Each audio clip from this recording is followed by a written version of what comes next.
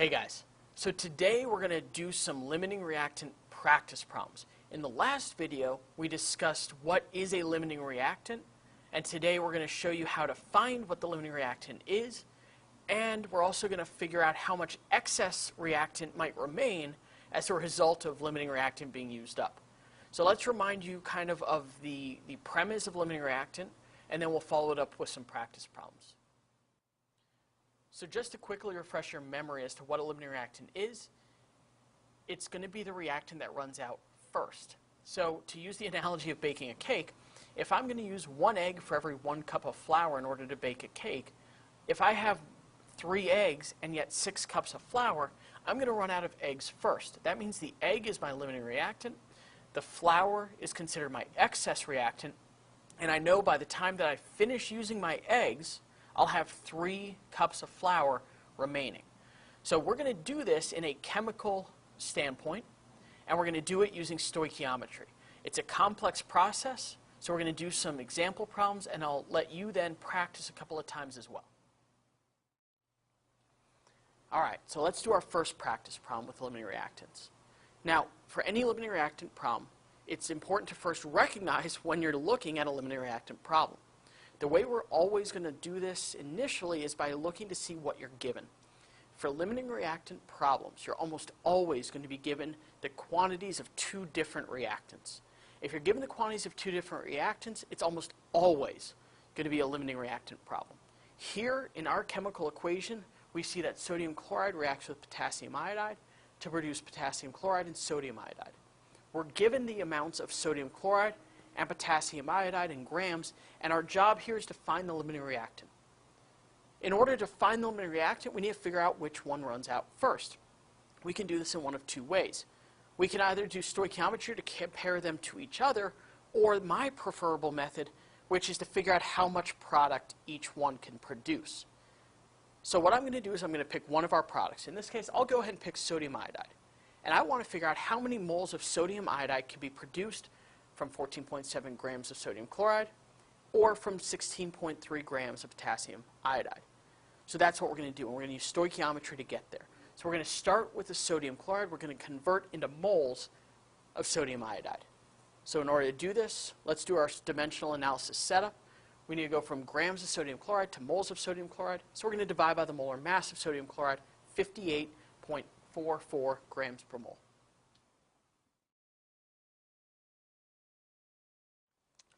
To then convert into moles of sodium iodide, we're going to multiply by our mole ratio.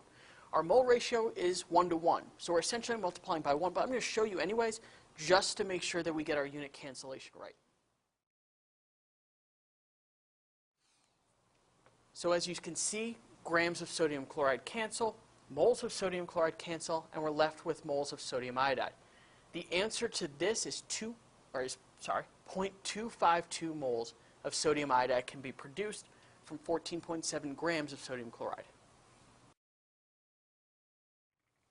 We're now going to do the exact same thing with the potassium iodide to find moles of sodium iodide. We're using the molar mass of potassium iodide, which is 166 grams per mole.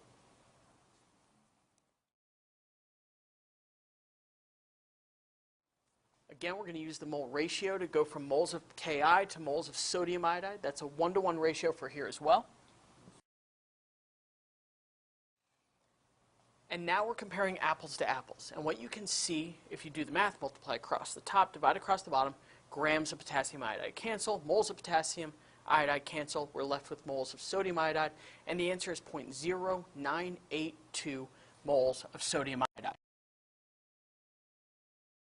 So if we're comparing the 2 here, what we can see is that the 14.7 grams of sodium chloride can produce 0.252 moles of sodium iodide. The 16.3 grams of potassium iodide produce only 0.0982 moles of sodium iodide. Because this is the smaller number, what that suggests is that the potassium iodide is in fact our limiting reactant. And so you can see that even though we had more grams of potassium iodide, it's our limiting reactant. You can't necessarily predict it just by the amount that's originally given. You have to go through the stoichiometry to find the answer. We're going to do a practice problem next where we're going to look for reactant to product as well, but we're going to do it in a slightly different way. All right, so now we're going to do a very similar practice problem, but we're going to change things up in that I'm going to show you how to do the first part, but then you're going to do the second part by yourself. So here we have a chemical reaction. Magnesium reacts with chlorine gas to produce magnesium chloride. We're given that we have 12.2 grams of magnesium and 50.4 grams of chlorine gas. Now, I will show you the magnesium stoichiometry, and then you're going to do the chlorine gas stoichiometry yourself. So let's do the magnesium first.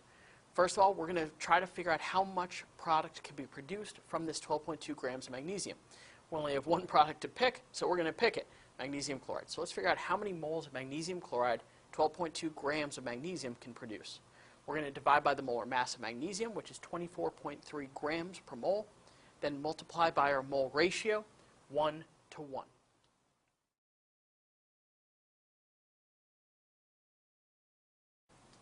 You do the math out, and we end up with 0.50 moles of magnesium chloride produced from 12.2 grams of magnesium. Now I want you to take a couple of seconds, solve the same way for the chlorine gas, all right, and then predict which is our limiting reactant based on our answers. So take a second, pause the video, solve it. If you get stuck or get an answer, unpause the video, and I'll solve it with you. All right, so now you've had a couple of seconds to solve it. Let's go ahead and show you how we get the answer. So again, we're trying to figure out how many moles of magnesium chloride can be produced, but in this case we have 50.4 grams of chlorine gas. We're going to divide by the molar mass of chlorine gas, which is 70.9 grams per mole. Careful, this is Cl2. Don't forget to double the molar mass of chlorine here. So we're going to use the molar mass of 70.9 grams per mole. And then our mole ratio of chlorine gas to magnesium chloride, which is also 1 to 1. This means we can produce 0.71 moles of magnesium chloride.